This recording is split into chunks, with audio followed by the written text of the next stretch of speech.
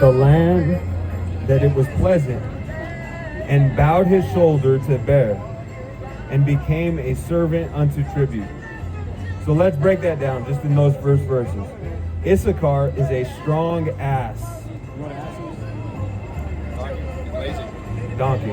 Donkey lazy. Right? So definitely not lazy. And that's what the next few verses are gonna speak to. But he's a strong ass. So he's saying, my son Isaac, all of your people, your tribe, everybody in your tribe, you guys have a reputation of a donkey, a strong donkey, right? What people in the whole world have a reputation of a donkey, or national animal, or have that you can say a donkey applies to that nation? The Republican Party. That's true. Yeah, that's off though. Yeah. That's not what I'm talking about. I don't But- know which nation. Mexico, Oh, right? Mexico. I mean, they named a food after donkeys. Yeah. Oh, burro, right? Burro, Yeah. But anyway, so he says he's a strong ass, couching between two burdens. So he's couching between two burdens, right? For me, it's I've took this experience at work that I've seen, and I have felt that right on the money. Is because you have this certain people over here, and then this certain people over here, and it's just the majority, right? You can go in any race and say, hey, that man's a good worker. yeah. But the strongest workers in the world, who are they? Doing the hardest work, where migrant, who's doing the jobs that nobody wants to do? That's what they're known for. Hispanics, exactly. Right? Again, that's speaking to something to that nature. But that two burdens for me at work is like, I got, and I am not racist at all, bro. I love all people. Messiah died for all people, white, black, brown, pink, whatever it is. But the two burdens that I feel is you got the white man over here that, he's at the top, as the Bible said he would be. It said the Gentiles would be the head, and Israel, the people of Yah, would be the tail, right? That's what was prophesied. But so you got the white man, they're the heads, right?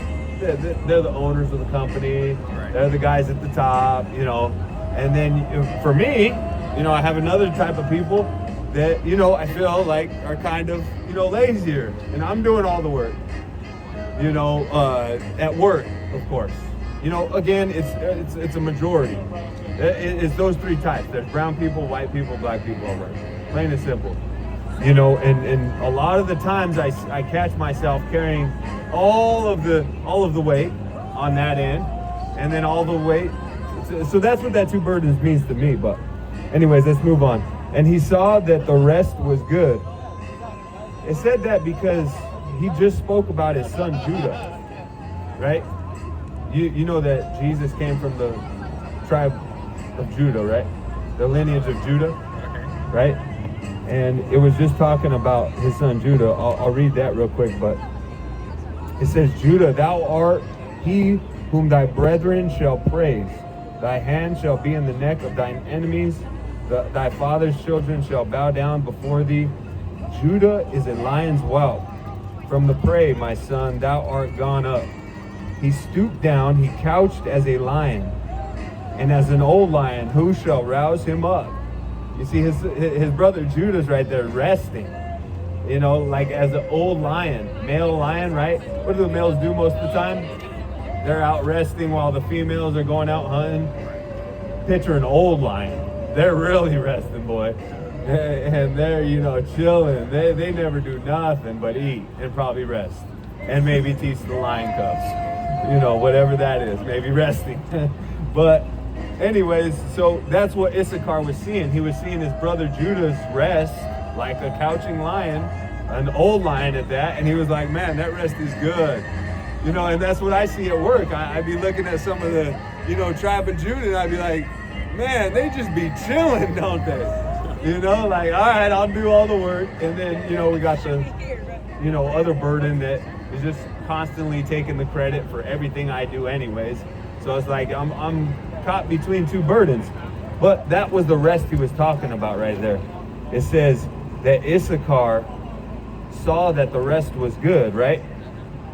He saw that the rest was good, saw his brother Judah resting. But then he saw that the land was pleasant and bowed his shoulder to bear. Basically bowed his shoulder. You know, you ever see it, you've been to Mexico, right? You see all the Mexicans holding the thing on their shoulders, selling food and whatever they're selling. Like, this hits home like no other, like you can't put this on any other people. You can't say that about the white man. The white man is not a strong ass donkey. You know, that's not him.